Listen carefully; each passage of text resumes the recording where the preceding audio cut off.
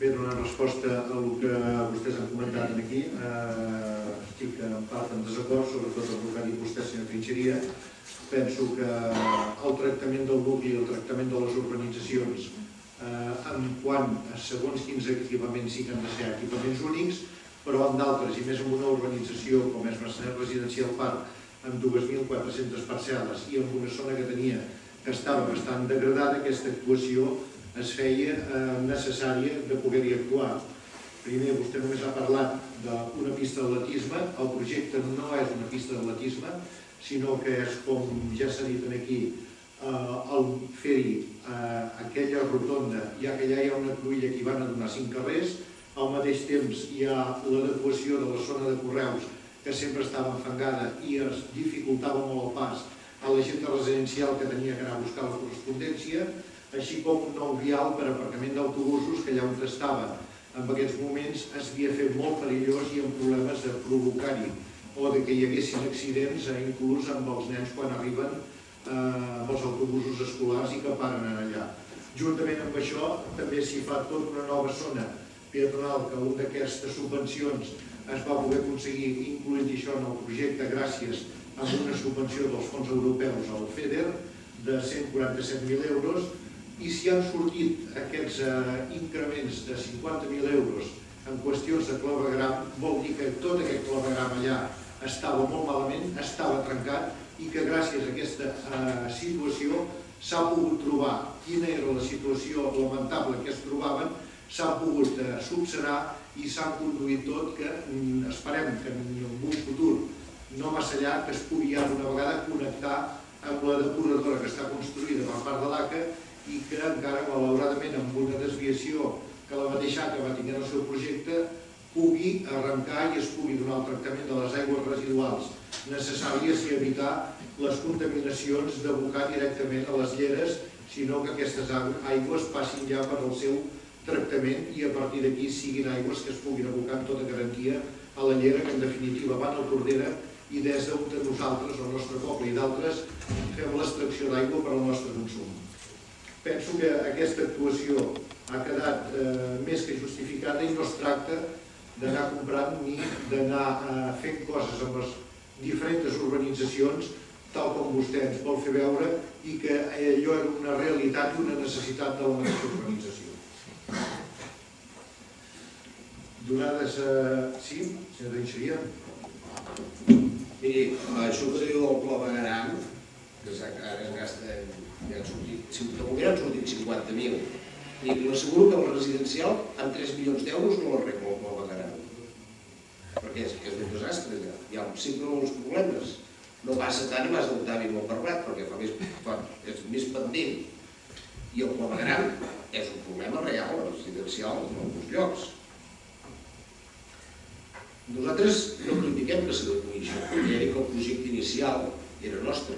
El que critiquem és que s'hi gasti tant i que es gasti per tenir el mateix.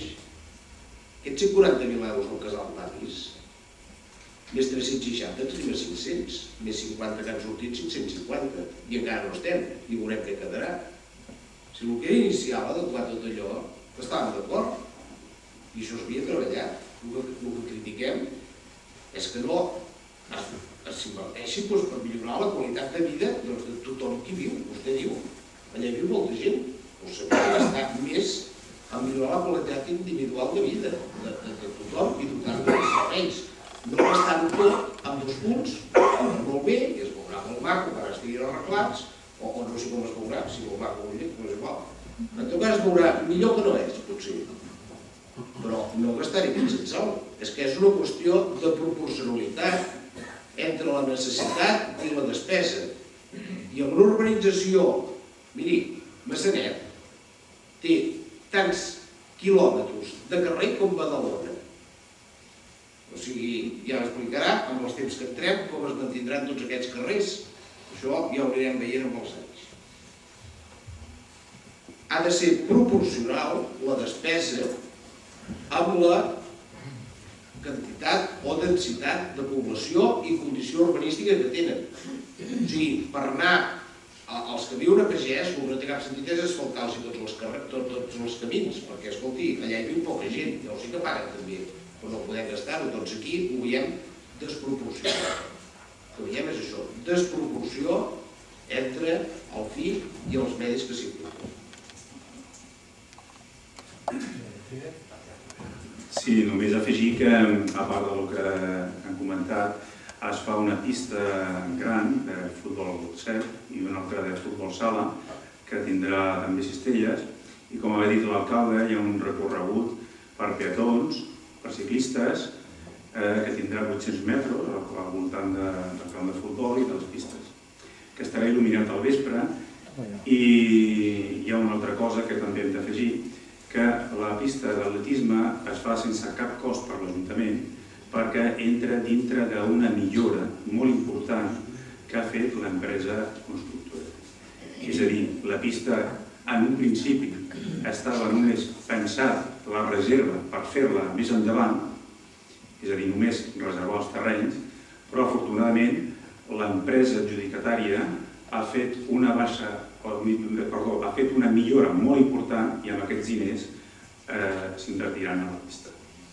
Dir també que és un lloc de lliure accés i per tant permetrà a tots els massanetens anar-hi a qualsevol hora.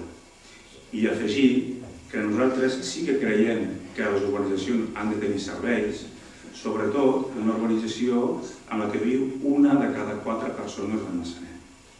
I per tant, també l'ampliació del casal de jubilats està justificada. Moltes gràcies ja per les explicacions que s'han donat. Crec que ja el que toca és passar a l'aprovació de l'acceptació d'aquestes ajudes. Vots a favor?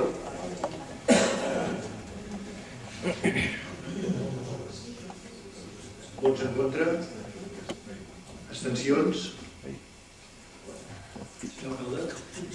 Sí, voldria explicar el meu vot, perquè la societat de reflexió, unes coses que s'han dit aquí, jo he votat a favor perquè hi ha un projecte de regenerar un espai públic i la zona esportiva residencial que es va iniciar el replantejament a l'anterior legislatura.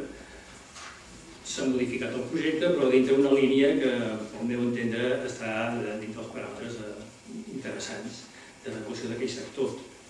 I per això recolzo la proposta. Aquí s'ha comentat també que hi ha una altra obra, jo tinc entès que no entra dintre d'aquest projecte del Pla de Serveis, com és el tema del casal, del residencial parc, que s'amplia. Aquí, en tot cas, s'hauria d'obrir un altre debat, una altra discussió, però és un altre paquet. Per això he volgut jo fer el matís que el tema de la residencial parc poder sí que cal una altra reflexió si era una altra obra que calia en aquests moments o no. Però al marge d'això, i acabo, crec que avui s'ha posat sobre la taula una qüestió molt important, i és que pel futur el replantejament que ha d'haver de la relació de l'administració, que és l'Ajuntament, amb les urbanitzacions, ha de ser en profunditat. I a més és que fa un any i mig que s'ha aprovat un reglament de les urbanitzacions. Per tant, comença a haver una normativa que ens pot permetre replantejar qüestions que fa 30 anys no era possible. Però que hi ha obert una qüestió de tal com les hem tingudes fins ara i tal com el que s'ha fet fins ara ja no és possible. I a partir d'ara s'obre un nou horitzó. Sempre serà una càrrega important pel nostre Ajuntament, però sí que hem de millorar, i amb això el senyor Martínez ho ha dit molt bé en xifres, si un de cada habitant de Massanet, un de cada 4 viu a les urbanitzacions, hi ha que plantejar coses, però en profunditat i en debat serè i tranquil. D'acord.